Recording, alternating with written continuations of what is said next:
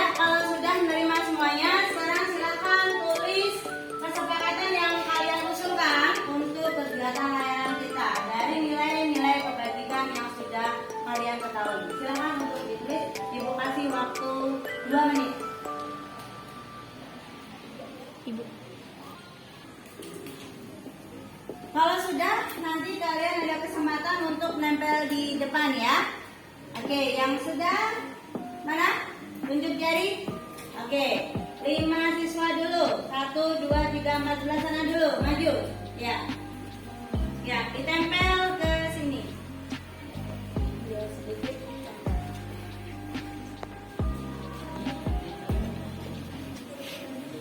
Ya, tempel aja. Dah. Oke. Oke, lanjut. Sebelah duanya ya, baris kedua.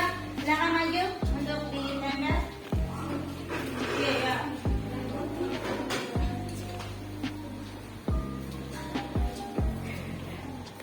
Nah, yang sama di bawahnya coba ada nggak? Oke. Yuk, lanjut. Lanjutkan baris ketiga. Yuk.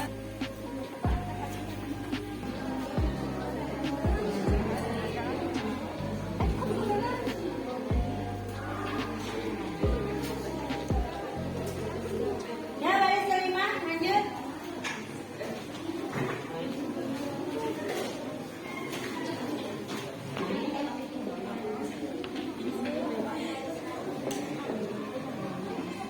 Ya, siap-siap baris terakhir. Silakan.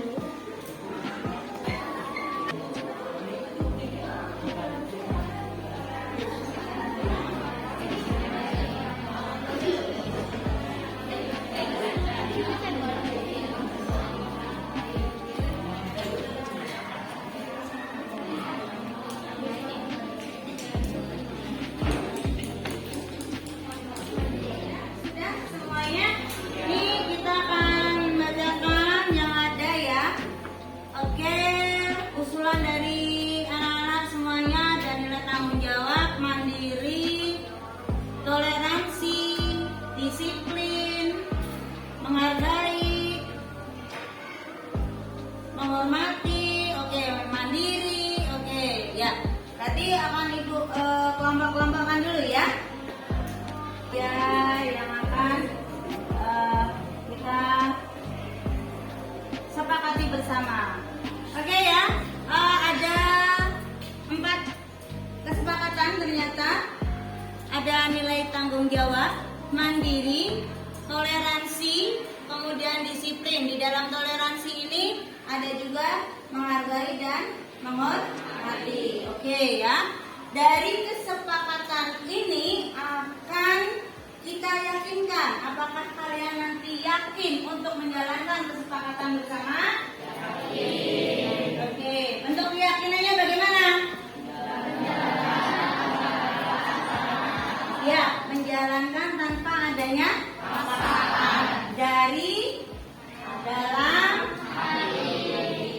dalam diri, bahwa yakin akan melaksanakan kesepakatan bersama.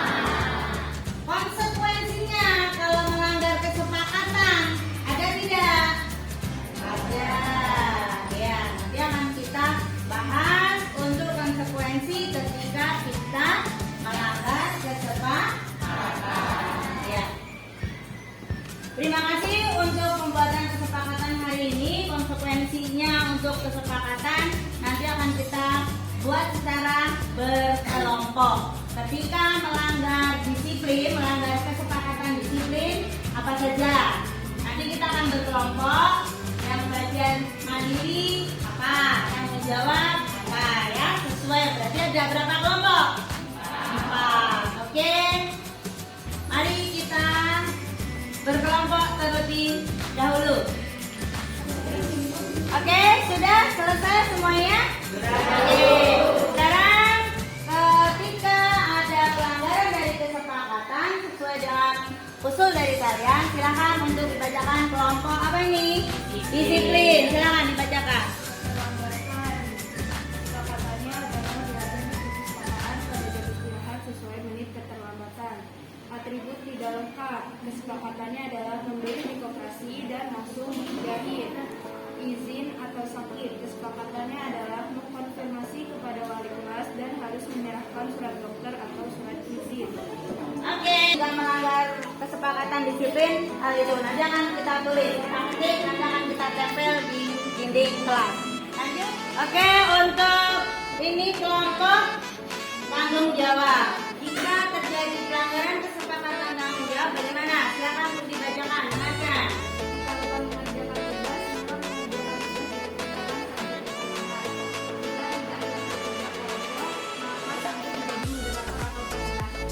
Oke, terima kasih untuk tanggung jawab. Lanjut dengan kelompok toleransi. Nah, bagaimana untuk kelompok toleransi jika ada pelanggaran kesepakatannya? Bagaimana?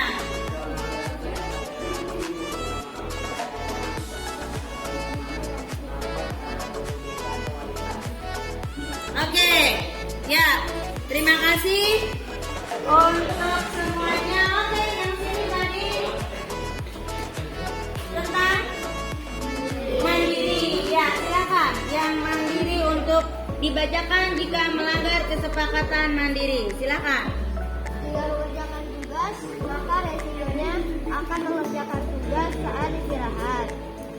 Terlambat, kolaborasi dengan orang tua untuk dibangunkan dan minta diantar ke sekolah. Oke, nanti semua dikumpulkan, nanti akan ibu ketik, akan ibu tempel di dinding kelas untuk kesepakatan kita dan keyakinan bersama. Yakin akan bisa dan sanggup untuk melaksanakan kesepakatan tersebut? Yakin. Oke, terima kasih Bu upload buat semuanya. Upload untuk semuanya. Jadi kesimpulannya hari ini kita sudah selesai menjalankan kesepakatan bersama dan kita semoga punya keyakinan bersama untuk bisa menjalankan hal itu. Jika terjadi pelanggaran pun usul dari kalian adalah seperti itu. Siap ya melaksanakannya? Oke, yakin bisa ya? Bisa, oke yakin. Terima kasih. Yang dulu dan Ibu. Assalamualaikum warahmatullahi wabarakatuh.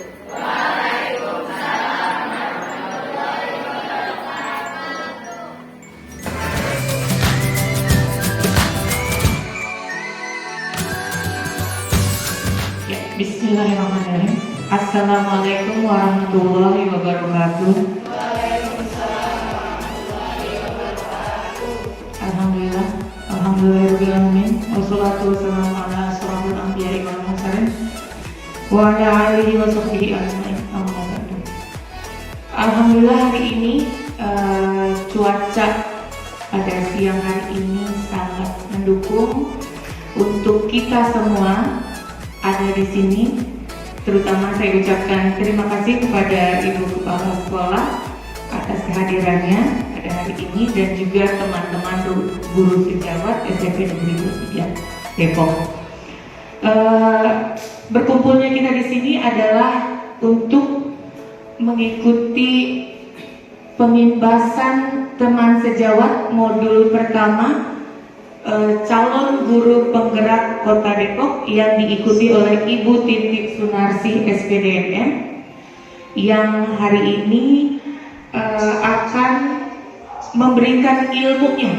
Mungkin baru sedikit ilmunya yang akan diberikan kepada kita, yang pastinya akan berguna bagi masa depan kita dalam cara mendidik para siswa kita di kelas nanti. Semoga kita bisa mengikuti acara ini dengan baik. Kita bisa mengambil semua ilmunya dari Bu Titi, walaupun Bu Titi juga menerimanya baru sedikit, karena yang namanya ilmu itu tidak ada yang namanya percuma, pasti ada hikmahnya. Baik. Untuk acara yang pertama kita mulai saja acara pemimbasan ini dengan membaca doa basmalah. Bismillahirrahmanirrahim. Melanjut ke acara yang kedua, yaitu sambutan dari Ibu Kepala Sekolah SMP Negeri 23 kepada Ibu Hikmah Ridwanti SPD. Dipersilakan.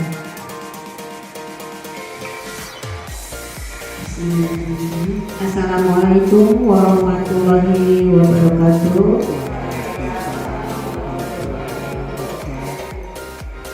Alhamdulillah kita bisa berkumpul di sini ya dengan beberapa teman sejawat yang putih, terus dengan cuacanya juga yang mendung-mendung, apa ya, sahdu cerah, panas juga sih, agak nyelokok katanya. Tapi alhamdulillah, semoga walaupun dengan cuaca seperti ini, keadaan seperti ini, dengan tempat juga yang seadanya, tapi semoga memenuhi untuk kegiatan ini, biar kegiatan ini berjalan dengan lancar. Ya. Bapak Ibu yang saya hormati dan Ibu Titi yang saya banggakan, Ibu Titi Sunarsi SPD MM. Terima kasih teman-teman sudah meluangkan waktunya untuk apa ya namanya, diibaskan, diberikan ilmu. Kalau tadi kata Bu MC, walaupun sedikit ya, tidak ada ilmu yang terbuang atau yang percuma. Pasti ilmu itu bisa kita terapkan di dalam kehidupan sehari-hari. Dalam penjelasan ini, semoga nanti ilmu yang diberikan Bu Titi dapat diterapkan di pembelajaran sehari-hari para teman-teman semua di kelas. Kenapa? Di sini pada modul 14 itu ada judulnya budaya positif. Budaya positif itu kan harus dengan cara kolaborasi, terus ada kesepakatan gitu ya Butik ya. Untuk apa itu ada? Ya untuk menciptakan kenyamanan dan keamanan anak-anak belajar di kelas, agar mereka kalau sudah merasa nyaman, aman, kan berarti mereka akan giat belajarnya dan akan serius. Nah, jadi seperti itu, tolong dimengerti, terus nanti ya pokoknya saya mau bilangnya harus diterapkan lah, wajib diterapkan di pembelajaran sehari-hari. Biar kita kalau muridnya merasa aman, nyaman, terus belajarnya serius, pasti akan menghasilkan, ya kan? Akan menghasilkan ya apa yang kita ingin capai.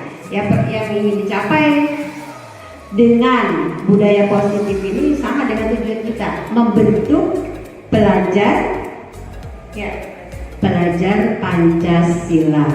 Di mana di situ kan banyak kan poin-poinnya.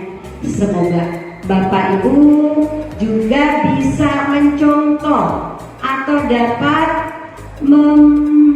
mengambil apa namanya semangat seperti Bu Titik, contoh dari Bu Titik untuk dapat menjadi CGP ya, calon guru penggerak. Bu Titik pun jangan malas-malas ya Bu Titik ya untuk memberikan dorongan kepada teman-teman sejawat untuk menjadi CGP. Ini ada 2 lagi menyusul Bu Titik insya Allah, Bu Yuli dan Bu Suci. Yang lainnya angkatan berikutnya harus, walaupun yaitu harus mempersiapkan diri juga, harus mempersiapkan mental. Seperti Bu Titik, kita lihat dia dari awal itu seperti apa sih pengorbanannya, perjuangannya untuk mencapai CGP. Dari beratus-ratus orang di Depok hanya 156. Itu dari SD, SMP, TK ya. Iya, seperti itu. Nah, betapa itu perjuangannya harus dimulai dengan niat. Kalau tidak ada niat, tidak akan tercapai. Walaupun Bu Yuli itu niatnya setengah-setengah tadinya, tapi alhamdulillah. Ya, Bu Yuli ya, semoga. Ya, sekali lagi Bapak Ibu teman-teman sejawat, kepada Bu Siti, semoga berjalan lancar dan Bu Titik akan mendapatkan hasil yang maksimal. Terima kasih. Wabillahi taufiq wal hidayah. Wassalamualaikum warahmatullahi wabarakatuh. Terima kasih pada Ibu Kepala Sekolah. Ini membuat kita semakin terpacu ya teman-teman. Semoga kita bisa masuk di CGP selanjutnya. Amin. Semangat semuanya. Oke, melanjutkan acara selanjutnya. Ini adalah acara puncaknya. Kita ikuti pemaparan pengimbasan teman sejawat modul 1.4 budaya positif dari Ibu Titik Sunarsi SPG.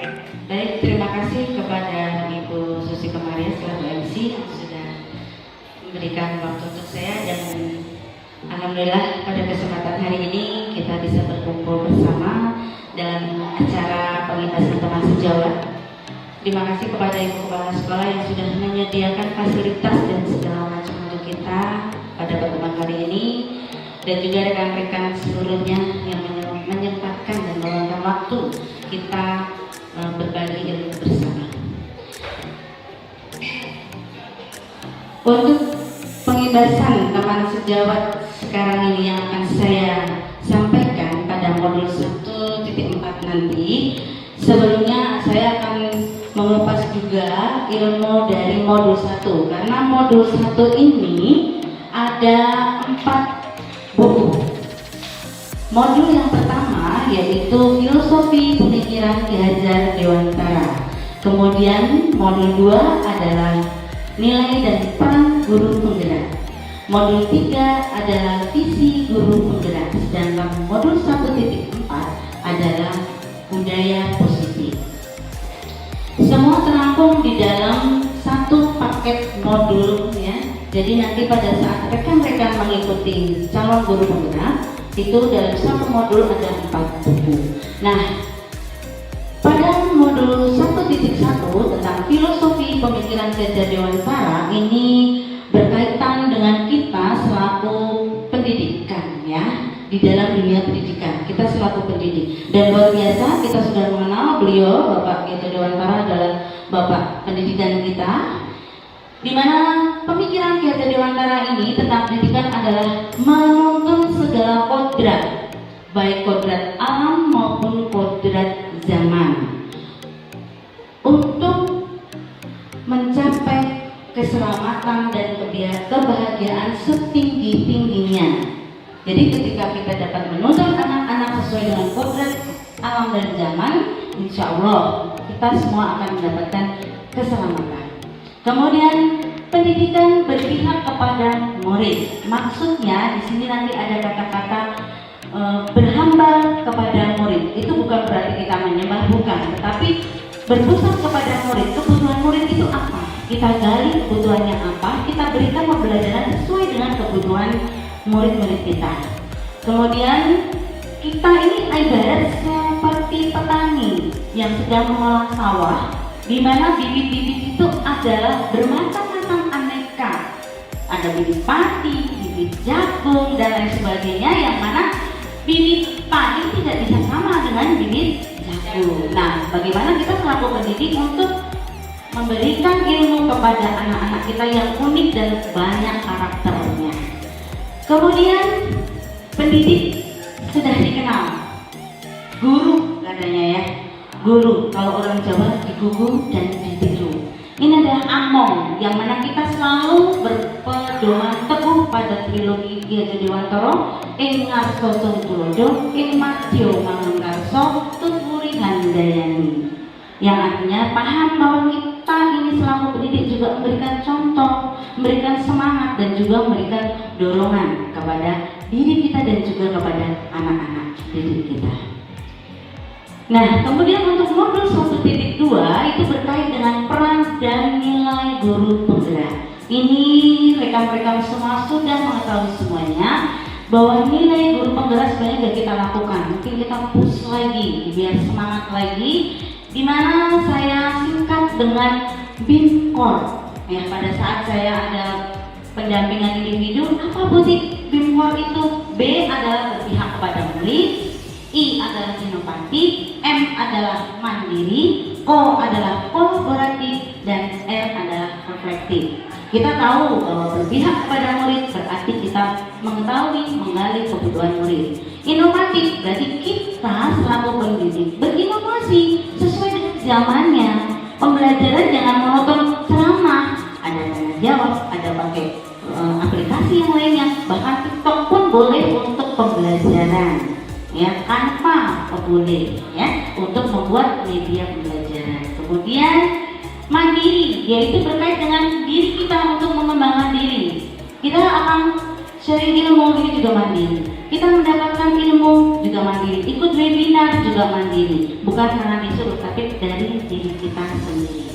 Kemudian kolaboratif, so pasti di sekolah itu pasti ada kolaboratifnya, kolaborasi antara guru kita dengan wali kelas, guru kita dengan mata pelajaran ya. Kemudian ada reflektif. Jadi kita refleksi diri. Apa sih yang sudah kita kerjakan? Pengalaman-pengalaman apa pada saat kita mengajar? Apakah ada yang perlu kita perbaiki? Apakah ada yang perlu lagi kita kejar lagi? Entah itu IT-nya atau mungkin materinya ya. Mungkin anak butuh media yang lainnya. Nah ini kita butuh refleksi diri. Kemudian untuk peran juga ada 5, yaitu MPP. Apa itu? Menjadi pemimpin pembelajaran. Seperti halnya kita di dalam kelas tiap hari sudah kita lakukan. Dari awal, kemudian pelaksanaan, kemudian mengajar, kemudian memberikan soal, bahkan sampai menutup, menilai, itu kita selaku pemimpinnya. Jangan sampai kita belum paham terhadap bagaimana cara mengajar anak yang mempunyai karakter berbeda. Jadi di sini kita harus bisa menjadi seorang pemimpin dalam pembelajaran di dalam kelas. Kemudian menjadi coach bagi guru lain. Coach itu artinya berbagi ilmu, sharing, mengajari, ya. Atau mungkin ada teman yang habis diklat, apa sih dapat apa sih? Nah, berbagi. Nah, seperti hal ini pengimbasan. Ini adalah coach pada guru lain, teman sejawat. Kemudian mendorong kolaborasi. Kita juga ayo dong kolaborasi dengan ini dan itu. Jangan diam aja, jangan sendiri. Biar masalah terselesaikan. Ada masalah apa ya kolaborasi. Kita dorong teman kita untuk selalu berkolaborasi. Kemudian mewujudkan kepemimpinan murid. Nah ini yang mungkin masih banyak persepsi yang berbeda. Ya salah sih tidak, cuma mungkin ada berbeda. Karena kepemimpinan murid itu, mewujudkan kepemimpinan murid itu manajemen pada diri anak. Ya, dia bisa disiplin, dia bisa termotivasi sekolah itu dari diri anak itu, bukan hanya karena disuruh oleh guru, tetapi bagaimana kita mewujudkan anak itu untuk memimpin dirinya sendiri. Kemudian menggerakkan komunitas praktisi. Kita selaku guru juga punya komunitas, ada PGRI, ada Korpri, ada NJMP ya, bahkan NJMP sekolah atau bahkan NJMP kabupaten atau kota. Oke. Itu tadi adalah nilai dan peran. Kita lanjut ke modul 1.3 yaitu visi guru penggerak. Nah, di sini untuk mendapatkan visi ini kita melalui pendekatan inquiry apresiatif dan tahapan bagja. Nah, tahapan bagja ini disingkat ya karena B adalah buat pertanyaan, A adalah ambil pelajaran, G adalah gali potensi, kemudian J jabarkan rencana, A berikutnya adalah atur eksekusi. Buat pertanyaan, apa sih kebutuhan anak itu? Ketika saya mengambil tema bagjanya toleransi antar sesama. Nah, berarti toleransi, bagaimana cara bertoleransinya? Kemudian ambil pelajaran toleransi yang ke siapa gitu ya. Kemudian gali apa yang sudah punya pada anak tersebut, apakah anak selama ini bagaimana, ini digali. Kemudian jabarkan bagaimana strateginya biar anak ini bisa toleransi terhadap umat beragama. Ya, kemudian atur eksekusinya, di endingnya apa harapannya? Mereka saling menghargai, mereka saling toleransi. Ya, diimplementasikan dalam apa? Mungkin perayaan agama, saling menghargai dan sebagainya. Ini ada nanti diatur eksekusi. Nah, di 1.4 tentang budaya positif, inilah 1.4 yang mana nanti akan kita implementasikan bareng-bareng bersama-sama dengan mereka semuanya. Penerapan tahapan belajar di sekolah akan mewujudkan pembiasaan positif yang dikenal dengan budaya positif. Dalam rangka menciptakan budaya positif, penerapan disiplin positif dipraktikkan untuk menghasilkan murid yang berkarakter, disiplin, santun, dan bertanggung jawab sesuai dengan nilai kebajikan yang ada. Nah, kita selaku pendidik berusaha menciptakan lingkungan yang positif sehingga terwujud suatu budaya positif yang menimbulkan rasa aman nyaman pada saat proses pembelajaran. Yang diharapkan adalah anak itu nyaman dalam proses pembelajaran nanti. Nah, bagaimana caranya?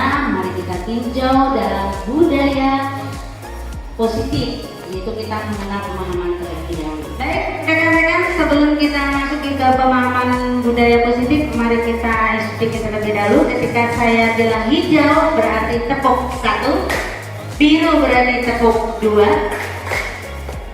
kuning berarti tepuk 3, kalau merah 1. Oke, diulang ya. Hijau, biru, kuning, merah. Sekali lagi, konsentrasi. Kuning, biru, hijau, merah. Oke, luar biasa. Berhasil semuanya konsentrasi, luar biasa. Lanjut ya rekan-rekan ya, sambil diminum mungkin monggo silakan. Nah, inilah budaya positif pada modul 1.4 yang akan kita bahas konsep-konsep intinya. Yang pertama yaitu disiplin positif dan nilai kebajikan universal. Kemudian teori motivasi hukuman dan penghargaan, keyakinan kelas, kebutuhan dasar manusia, 5 posisi kontrol, dan segitiga restitusi. Apakah itu? Mari kita lihat satu persatu. Disiplin positif dan nilai kebajikan universal. Ketika kita mendengar kata disiplin, biasanya terkait dengan hukuman, terlambat, ya, kemudian anak malas, gitu ya. Nah, bagaimana untuk meningkatkan disiplin itu? Inilah peran guru yang sesungguhnya. Oke. Nah, bagaimana untuk dengan merdeka itu sendiri? Di kita kurikulum merdeka, apakah bebas melakukan apa saja? Oh, ternyata tidak. Merdeka itu artinya disiplin, justru disiplin pada diri. Boleh menggunakan aplikasi apapun ketika menyelesaikan tugas, misalkan membuat poster. Merdeka mereka memilih, boleh pakai Canva, boleh PowerPoint, tapi endingnya adalah sebuah poster. Ya, kemudian membuat sebuah tari kreasi, boleh lagu apa saja, boleh gerakan yang seperti apa, yang penting endingnya adalah tari kreasi. Mereka merdeka memilih apapun, namun dalam tema yang sama.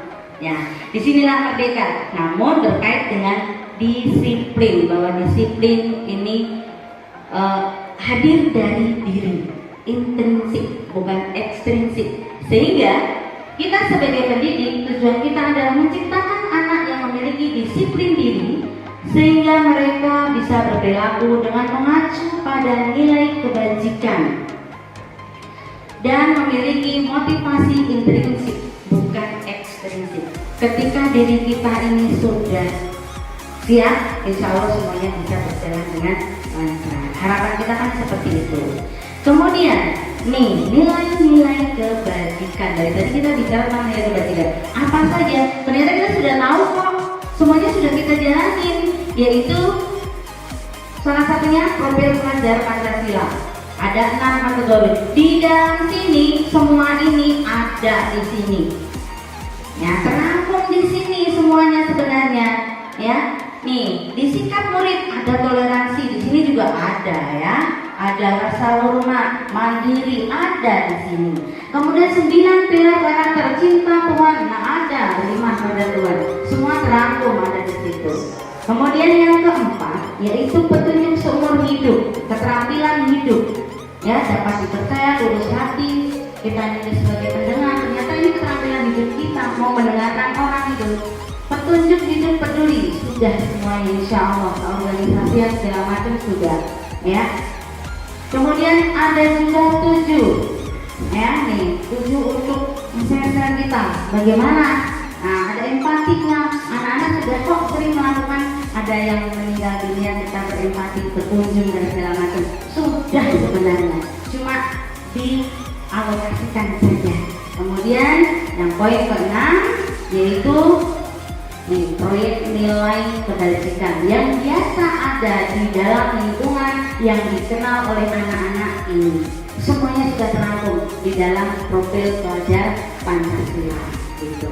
Nah, ketika kita bisa menjalankan ini semua, insya Allah anak-anak kita pun juga bisa mengimplementasikannya, maka bisa menjadi budaya positif. Ya, lanjut.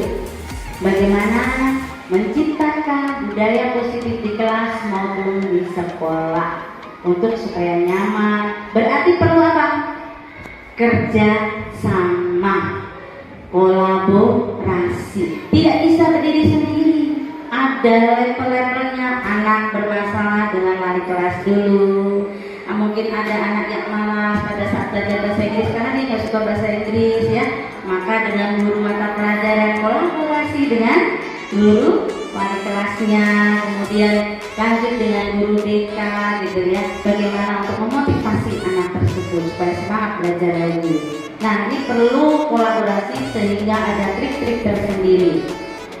Nah, untuk penerapannya melalui komunikasi. Nah, ini yang sering kali salah paham ketika berkomunikasinya kurang tepat. Mungkin nak cing dengan nah sini nah gitu. Mungkin sama bahasanya, cuma intonasinya yang berbeda. Dengan nah sini sama nah sini. Nah, beda intonasi, tetapi ternyata beda juga penerimaannya si anak tersebut. Ya, lanjut. Salah satunya bekerja sama dan komunikasi ya, sudah dapat tuh. Nah, bagaimana dengan teori motivasi, hukuman dan penghargaan dan restitusi? Ada 3 motivasi perilaku manusia. Yang pertama, untuk menghindari ketidaknyamanan atau hukuman. Apakah kita ini melakukan sesuatu hal hanya karena takut hukuman? Ataukah bukan? Aku datang pagi supaya nggak dihukum, gitu kan?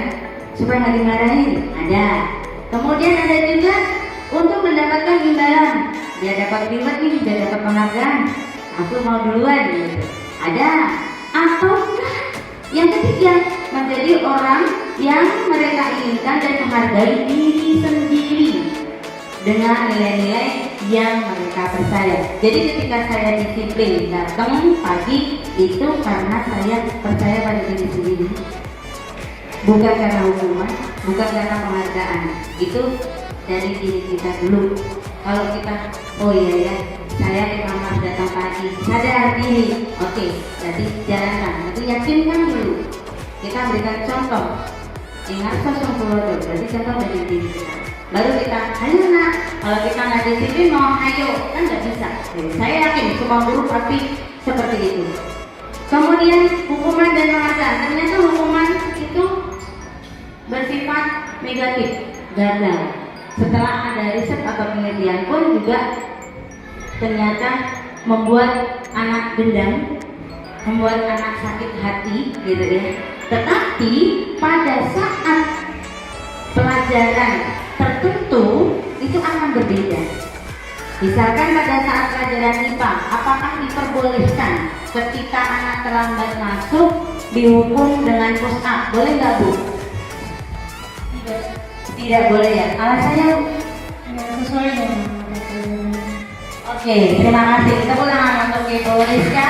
Betul sekali, tidak sesuai dengan pelajarannya ya. Jadi ketika terlambat masuk 15 kali sesuai kesepakatan saat istirahat mengulang di perpustakaan bisa.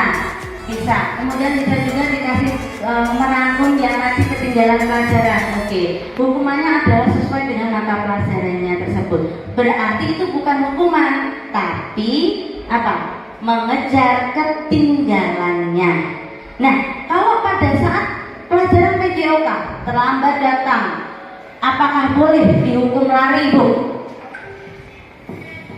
Boleh. Alasannya? Di situ ada nilai disiplin dan di situ ada nilai tanggung jawab. Oke. Dan sesuai dengan elemen PJOK. Luar biasa. Kasih tepuk tangan. Nah, ya, memang seperti itu ya. Ibu guru di sini itu semuanya luar biasa. SMP Negeri 23 itu luar biasa. Bahwa ketika pelajaran PJOK ternyata boleh dihukum lari. Jadi jangan salah ya, ketika PJOK itu kenapa anakku kok disuruh lari? Wali kelas nih ya, kagak terima, kagak bisa juga gitu ya istilahnya, karena memang ada pelanggaran kesepakatan gitu. Makanya harus ada kesepakatan antar guru dan siswa dalam pelaksanaan proses pembelajaran. Nah, kemudian di sini ada konsekuensi, ada restitusi, sesuatu harus terjadi. Ya, ketika ada sesuatu yang terjadi, maka ada konsekuensinya nih. Apa? Lari, mengulang saat istirahat itu diperbolehkan. Ya, tapi kalau dihukum pada saat IPA nggak boleh, gitu ya. Oke, kemudian ada restitusinya, yaitu diberikan pilihan. Ini yang lebih bagus lagi, ketika anak sakit tidak bisa olahraga, berarti dikasih pilihan. Kamu mau besok mengulang setelah selesai atau setelah sehat, atau mau buat makalah tentang lari misalnya, tentang materi lari, itu boleh. Yang IPA juga, karena kamu tidak bawa bekal, berarti tidak bisa praktek. Baiknya bagaimana? Oh iya Bu, saya ke kantor bisa mau beli bahannya, dikasih waktu untuk beli bahan. Seperti itu mungkin, atau berbagi dengan temannya, monggo, sesuai kesepakatannya. Ya, rekan-rekan, ini untuk yang dihukum dan penghargaan. Oh ternyata, ya, menurut Elvi mengumumkan bahwa penghargaan maupun hukuman adalah cara mengontrol perilaku seseorang yang menghancurkan potensi untuk pembelajaran yang sesungguhnya. Ternyata ketika dihukum dan dapat penghargaan itu ada juga yang hancur hatinya, ada juga yang patah hati ternyata, menurut beliau ya. Nah, di sini pengaruhnya adalah jangka pendek atau jangka panjang. Di jangka pendek otomatis sakit hati, malu ketika ditegur di depan teman-teman, pasti dia malu gitu ya. Pakai tua dipanggil dia pasti malu, itu jangan dilakukan. Jadi anak pasti akan dalam jangka waktu pendek dia malu. Lewat temennya aja atau lewat ketua kelasnya panggil itu ya, ibu ada perlu gitu. Boleh, atau didatengin ke kelas boleh. Kemudian penghargaan itu merusak hubungan. Ada iri, dikasih hadiah, yang satu tidak, pasti iri. Kan sama Bu, saya kira satu kelompok, kenapa cuma ketua kelasnya yang dikasih gitu ya? Karena satu kelompok gitu mungkin ya. Atau mungkin kemarin ngerjainnya bareng, kok hasilnya dia bagus, dikasih kelompok sama-sama bagus, tapi saya nggak dikasih gitu, dikasih hadiah dia nggak dikasih gitu ya. Ini timbul iri juga. Kemudian ada juga penghargaan itu tidak efektif. Ya, nih tidak efektif. Kemudian penghargaan mengurangi ketepatan apabila dikasih uang. Ternyata uang bukan segalanya. Kemarin uang segalanya, sekarang bukan. Ya. Kemudian penghargaan menurunkan kualitas. Kalau dikasih hadiah, aku oke kerjain. Kalau enggak, ngapain? Nih di sini. Ternyata menurunkan kualitas. CGP dibayar nggak sih? Kalau enggak mah udah. Padahal sebenarnya ilmunya luar biasa di CGP, bukan uangnya. Ini adalah penghargaan mematikan kreativitas. Jadi ketika kita orang yang sudah kreatif, tapi karena tidak mendapatkan penghargaan bisa down juga, tidak mau kreatif lagi, bisa jadi seperti itu. Kemudian penghargaan menghukum. Ketika dihukum tadi sudah dibahas juga, ini terkait dengan ranking, ya. Kenapa kok tidak boleh dengan ranking lagi sekarang? Karena ternyata anak yang tidak dapat ranking akan down. Dia merasa, ternyata aku paling bawah, ternyata aku paling gak bisa gitu. Jadi merasa apabila dipajang juga kan dia paling bawah gitu. Ternyata itu dia ada dendam atau sakit hati. Pada saat nanti sukses di kemudian hari, kita masih ingat ya, ada beberapa anak yang mungkin IQ-nya di bawah rata-rata, ternyata dia jadi pengusaha tempe yang luar biasa. Ya, ternyata yang ranking 1 ketemu malah tidak menyapa. Ada yang seperti itu. Tapi insya Allah di anak-anak kita pun tidak terjadi demikian ya. Cuma contoh saja. Kemudian motivasi dalam diri, ini yang diharapkan adalah ada motivasi dari dalam diri intrinsik kita. Makanya penghargaan yang ada di situ itu perlu kita kasih dengan motivasi untuk diri dia, bukan dari uang ataupun hadiah-hadiah lainnya seperti itu, supaya tidak menurunkan kualitas dan lain sebagainya. Lanjut yang keempat, yaitu restitusi, di mana ini adalah sebuah pendekatan untuk menciptakan disiplin positif. Yakin rekan-rekan sudah menjalankan ini semuanya, ya, memperbaiki hubungan, tawaran dan sebagainya. Ya, ini sudah dilakukan. Cuman mungkin perlu tahu bagaimana sih sebenarnya urut-urutannya gitu. Kalau dilakukan dalam menyelesaikan masalah, yakin sudah gitu. Tapi bagaimana sebenarnya urut-urutannya? Ya. Kemudian lanjut yaitu keyakinan. Nah, ini yang perlu Bapak Ibu, mungkin ada yang sudah, ada yang belum. Keyakinan ini bukan pada saat kita memeluk agama, bukan keyakinan pada anak apa-apa, bukan, tetapi keyakinan kita di dalam kelas. Ya, bagaimana kita membawa kelas itu nanti supaya nyaman. Makanya kita bawa dulu anak-anak untuk pernyataan kebajikan universal tadi. Ditawarkan ke anak untuk menulis, kamu di kelas dengan ibu mau belajar IPS itu apa saja?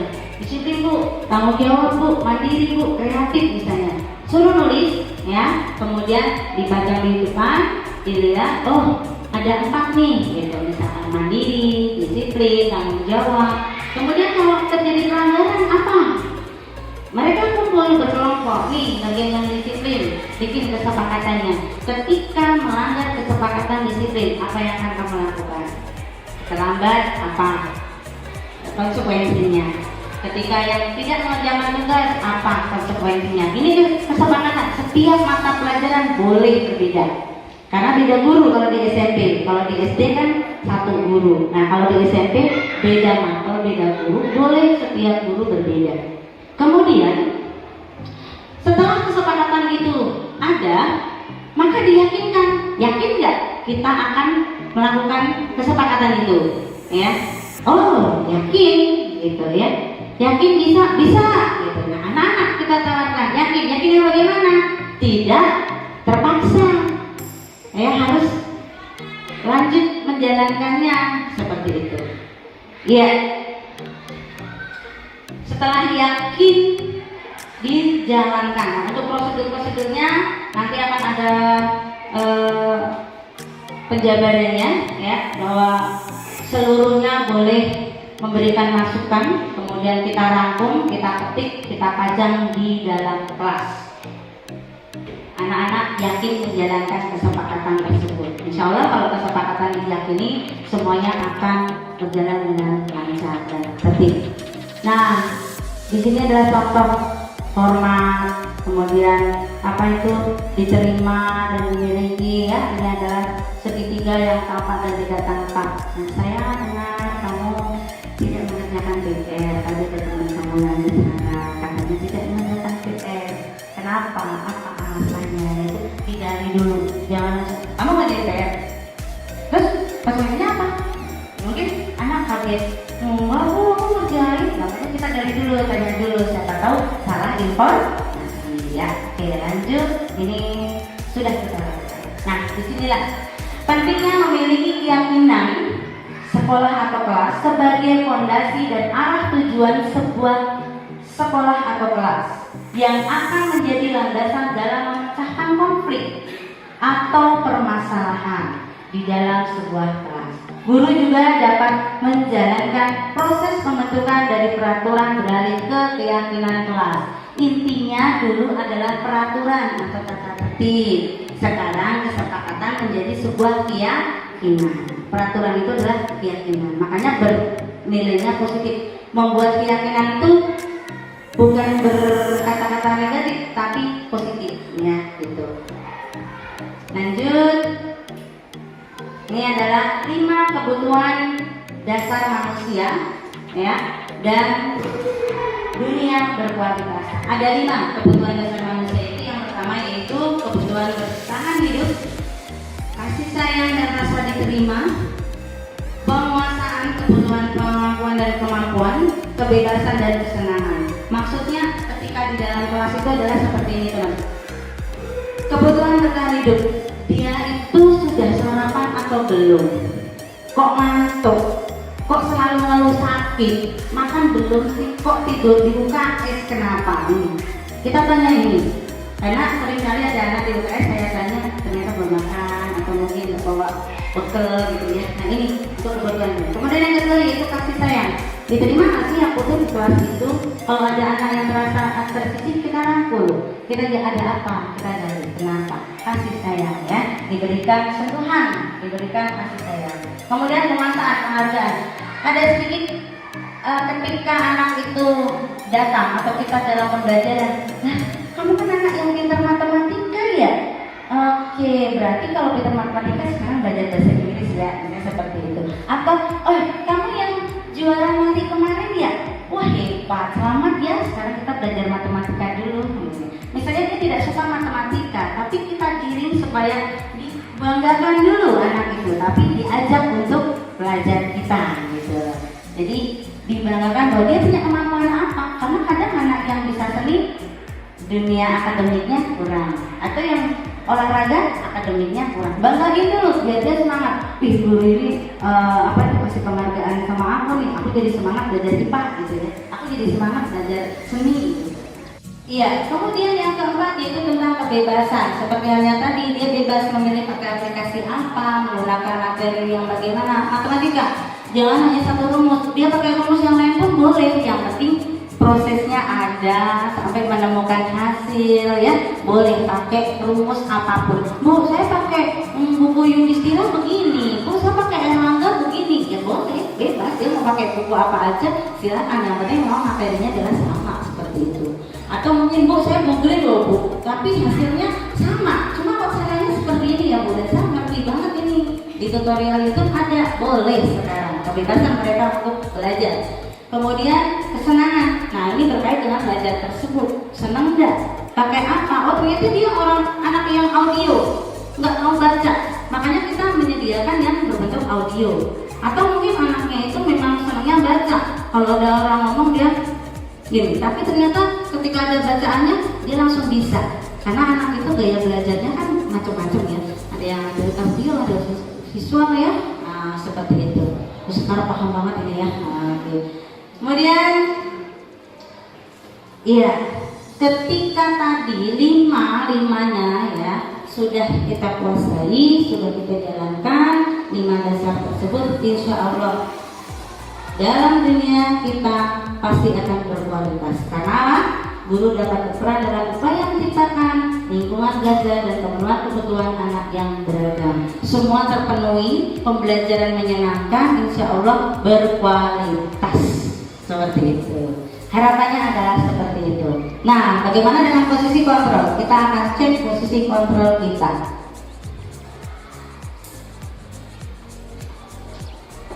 Kita lihat video terlebih dahulu. Nanti Bapak Ibu ini tuh apa gitu ya. Silakan untuk dilihat dulu.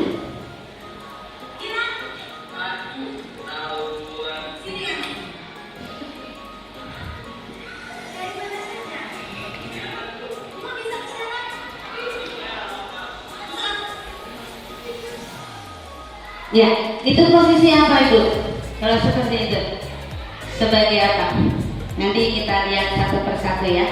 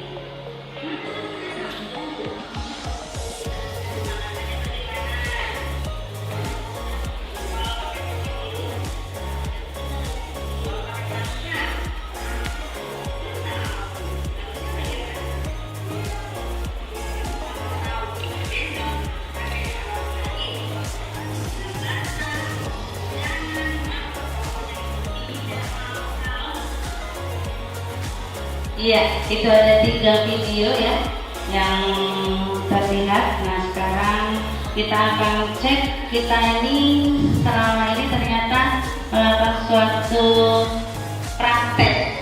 Nah kita bagian yang mana nih? Ya, yang pertama tadi menghukum ya. Kita sebagai penghukum, ibu penghukum. Nah, ternyata penghukum. Ada langsung disuruh push up dan lain sebagainya ya. Kemudian yang kedua sebagai teman. Ini teman. Ini yang pertama yaitu menghukum, membuat merasa bersalah ya. Kemudian ada juga sebagai teman, sebagai pemantau dan manajer. Nah sebagai teman tadi ada kata saya bantu, nanti akan saya bantu. Tapi itu belum menyelesaikan masalah karena nanti akan menjadi suatu ketergantungan. Udah kalau nggak ini nanti bilang aja mau siswa, nanti juga akan nyampein, menjadi ketergantungan juga, gitu ya. Kita cek satu persatu. Menghukum jelas lah kurang pas ya, kecuali yang pelajaran olahraga boleh ya, saya suruh lari apa boleh. Kemudian membuat merasa bersalah. Jadi banyak ceramah guru itu bicara aja biar anak itu merasa bersalah. Cuma dibilangin, iya bu, saya salah, iya bu, maaf bu, iya bu. Cuma bisa iya maaf, nah, itulah kita menganggap menjadi posisi kita adalah sebagai membuat anak itu merasa bersalah. Kemudian sebagai teman, anak curhat, kemudian oh iya nanti aku bantu ya, aku sampaikan. Atau mungkin juga ada kata-kata seperti di sini ya, oke, kamu melakukan apa yang menjadi keinginan saya. Oke, akan gue bantu, tapi kamu sekarang lakukan kegiatan ini. Nah, itu juga masih sebagai teman ya. Kemudian pemantau yang ketiga tadi tentang kaos kaki. Nah, di kaos kaki itu ternyata pemantau. Ibu nggak mau tahu peraturannya apa, kesepakatannya apa kan gitu. Kalau sekarang kesepakatannya keyakinannya apa, nggak mau tahu. Pokoknya suruh putih ya putih, hitam ya hitam. Alasannya nggak ada. Ya, intinya dia mau alasan apapun, basah kayak kehujanan nggak mau tahu. Ini baru pemantau, gitu. Nah, bagaimana aku menjadi seorang manajer? Pada saat kita berlaku sebagai manajer, pakai segitiga restitusi. Tanya dulu alasannya apa? Kenapa kalau nggak pakai kaos kaki? Apa benar memang punya cuma satu? Ya, hubungi wali kelas, kolaborasi dengan wali kelas. Benar nggak dia memang anak nggak mampu? Jangan-jangan memang nggak punya. Bagaimana selanjutnya? Ketika memang dia tidak punya kaos kaki, kehujanan dia udah nggak bisa pakai kaos kaki, gitu ya. Jadi perlu ada gali di situ. Diselesaikan dengan sebaik-baiknya. Apa bantuan apa yang akan dilakukan? Dia sudah menyadari kok kesalahannya, validasi kesalahan sudah ada. Ya saya salah, emang saya nggak pakai, tapi alasannya ada. Nah, bagaimana menyelesaikannya? Kolaborasi. Yakinkan besok tidak seperti itu lagi. Kalau bisa dibantu kaos kaki dari bupati atau dari dana sosial atau kalau memang dia tidak mampu. Tapi ketika di cross check dengan orang tua ternyata kok mampu, ya kolaborasi. Ibu, anak ibu tidak pakai kaos kaki, ibu harap besok pakai kaos kaki. Jadi ada solusinya. Kalau anak nggak pakai atribut, di koperasi ada, langsung beli, jahit waktu itu juga. Konsekuensi atau kesepakatannya setelah seperti itu, jalankan seperti itu. Nah, bagaimana tuh bayarnya? Pada saat orang tua jemput, suruh bayar di WA, Ma, aku kan nggak pakai atribut, jadi kena nih bayar atribut beli di koperasi 2.000, jadi nanti mama minta uang 2.000 ya pas saat jemput. Nah, pas saat jemput dibayar seperti itu. Jadi tidak ada hukuman ataupun tidak ada latihan dan sebagainya. Insya Allah kita sudah menjalankan ini. Cuma kontrol pada diri kita termasuk tipe yang mana, gitu ya. Tapi pendekatan kita kepada orang tua juga harus kita lakukan.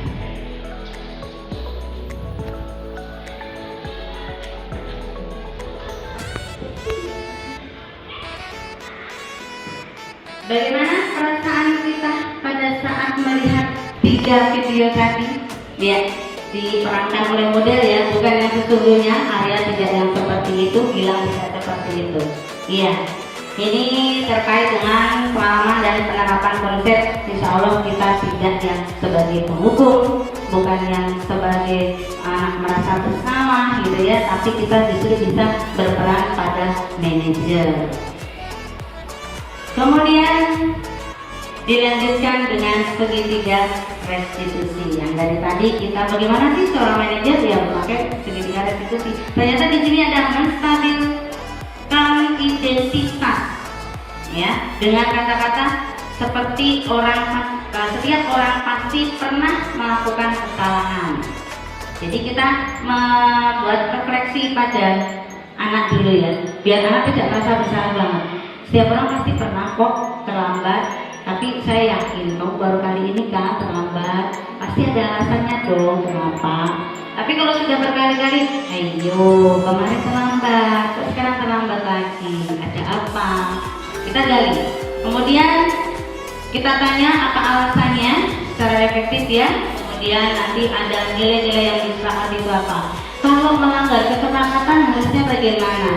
Diulang lagi anak tersebut paham nggak? Oh ternyata ayah paham, gitu. Ternyata ayah paham kalau itu salah. Dan saya harus pakai putih, kalau pramuka saya pakai hitam. Dan dia sudah tahu. Kesepakatannya dia tahu. Terus bagaimana kedepannya? Perbedaannya di pemantau itu tidak ada ini. Kedepannya mau seperti apa? Mau bagaimana? Itu belum ada tadi. Tapi kalau di manajer itu ada. Sebagai manajer kita ada. Terus kedepannya bagaimana? Memakai atau tidak? Memakai bu, janji bu, yakin bu, oke. Kita kasih kesempatan kepada anak bahwa besok dia akan menggunakan kaos kaki seperti itu. Nah, ini contoh segitiga restitusi. Saya ambil dari YouTube, mungkin saya ini ya lanjut. Ini diperankan oleh model, bukan yang sesungguhnya ya. Ini terlambat karena motor kakaknya mogok. Ya, alhamdulillah sama satpam diperbolehkan dan bilang terima kasih, masih ada sopan santunnya.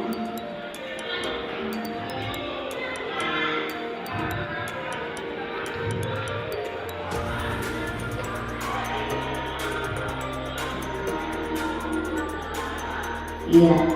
Terus kamu maunya apa? Nah, itu sudah restitusi ya. Izin ke kelasku. Oke. Dikasih surat izin masuk ke dalam kelas oleh guru piket.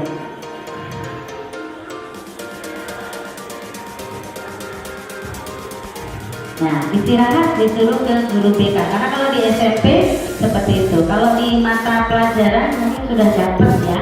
Langsung dengan guru mata pelajaran di kelas nanti seperti apa. Karena waktu ini saya adalah sebagai guru BK.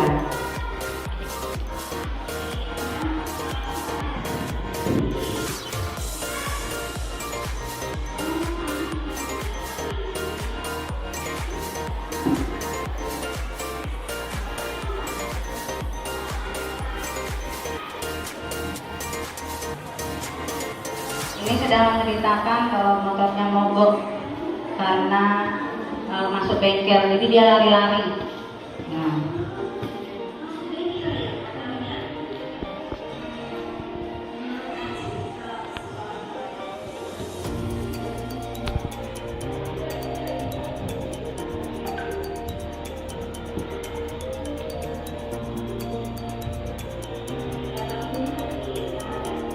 Nah, ini terlambat berapa menit? 10 menit. Nah, berarti kesepakatannya pada saat istirahat nanti dia akan mengejar ketertinggalannya selama 10 menit. Biar tidak terlalu banyak.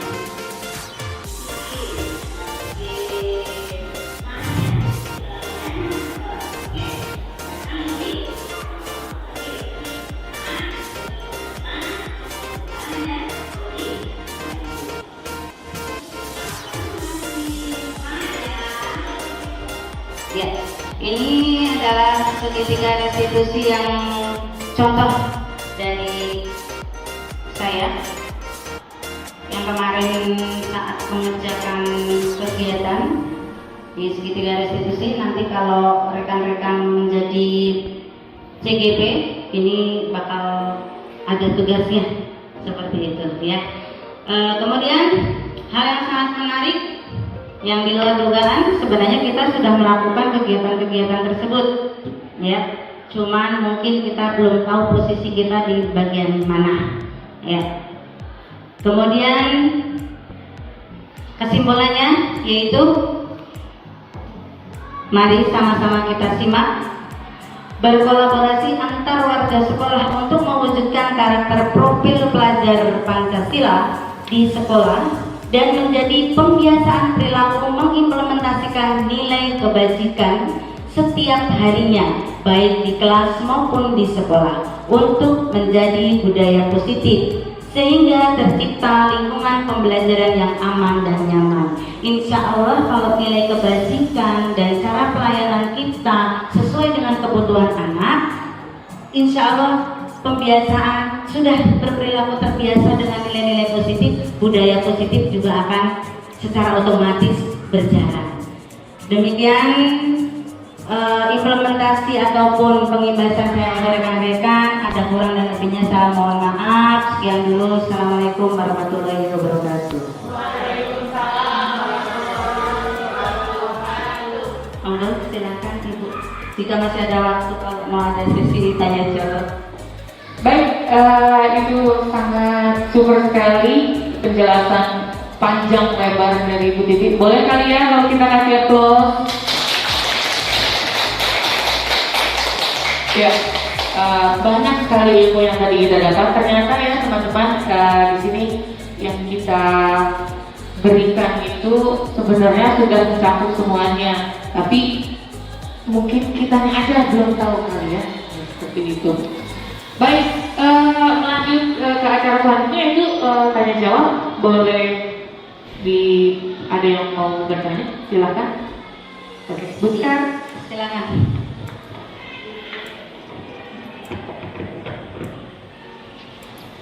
Ya Ibu Titi, saya ingin bertanya mengenai yang kesepakatan tadi Ibu, contoh membuat kesepakatan di sekolah, maksudnya di kelas itu seperti apa? Oke, baik. Ini lanjut aja ya Bu ya, time ya. Oke, saya kasih contoh ya Bu ya. Sebentar, saya kasih contoh. Ada contohnya. Saya sudah membuat, alhamdulillah, ini biar tidak terlalu lama. Nah,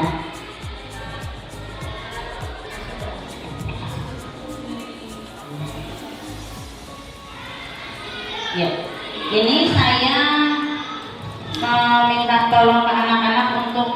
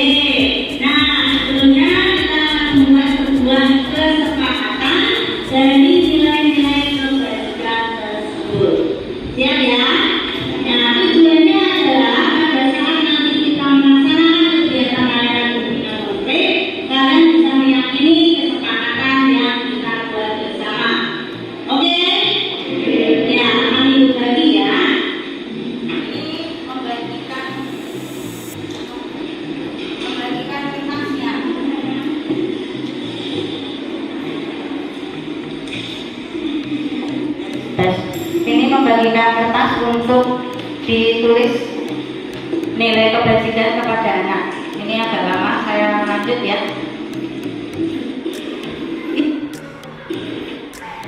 Ya.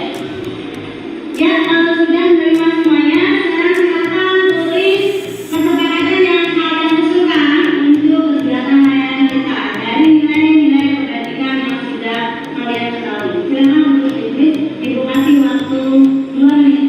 Nah, setelah ditulis maka mereka menempel di papan yang tersedia, ya.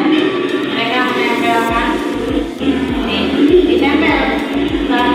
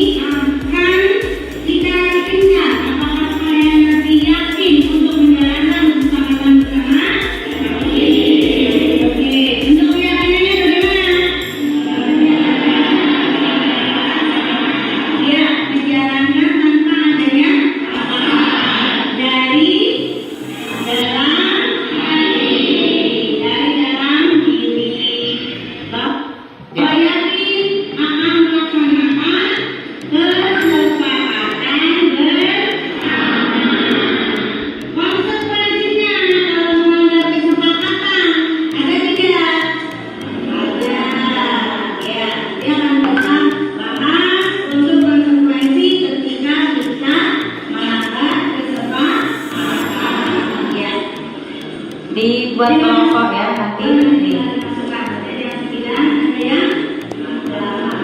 Oke, yuk kita berkelompok bersama. Ini membacakan jika ada kesepakatan apa? Mereka mengusulkan jangan kita tulis, nanti jangan kita tempel di dinding kelas. Lanjut, ini dengan ya mandiri ya. Jika terjadi pelanggaran tersebut, kemudian ada juga yang tanggung jawab. Lanjut dengan kelompok toleransi. Nah, bagaimana untuk toleransi jika ada pelanggaran kesepakatannya? Bagaimana?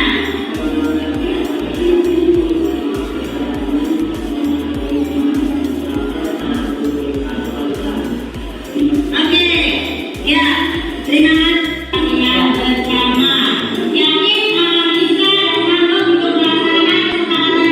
Ya, semuanya tadi hasil-hasilnya dikumpulkan, kemudian oleh guru diketik, ditempel di kelas. Jadi dengan BK ada kesepakatan keyakinan seperti yang sudah diusulkan oleh anak. Ada 4 nilai ya tadi itu mencakup disiplin, mandiri, tanggung jawab, dan toleransi. Itu dengan saya sebagai guru BK, jadi layanan BK. Kemudian ketika terjadi pelanggaran itu saya harus bagaimana? Gitu. Itu ada. Kemudian nanti ditempel di dinding. Itu seperti itu, Ibu. Ya, oke. Cukup Bu Sekar atau gimana? Oke, baik ya. Jadi kita semua bisa tahu bahwa ternyata setiap mapel yang kita ampuh ya bisa membuat kesepakatan bersama. Dan kita bisa tempel di kelas ya, Bu Titi ya. Oke. Sebaiknya ditempel di kelas jadi ketahuan. Dan itu setiap kelas yang kita ajar bisa beda-beda ya. Iya, betul. Bisa berbeda karena kan anak-anak itu karena beda-beda. Betul. Oke, cukup sekali jawabannya. Terima kasih Bu Titi. Baik, ada lagi yang mau bertanya?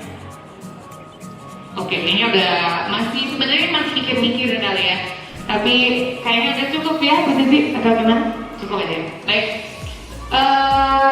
Dengan ini selesai sudah acara kita hari ini. Terima kasih Bapak Ibu semuanya. Terima kasih Bu Titi ilmunya.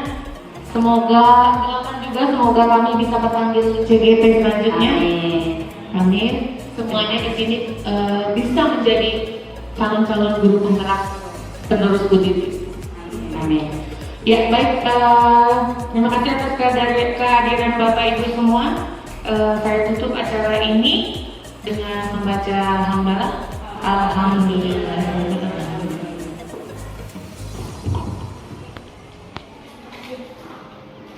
Terima kasih ya rekan-rekan semuanya.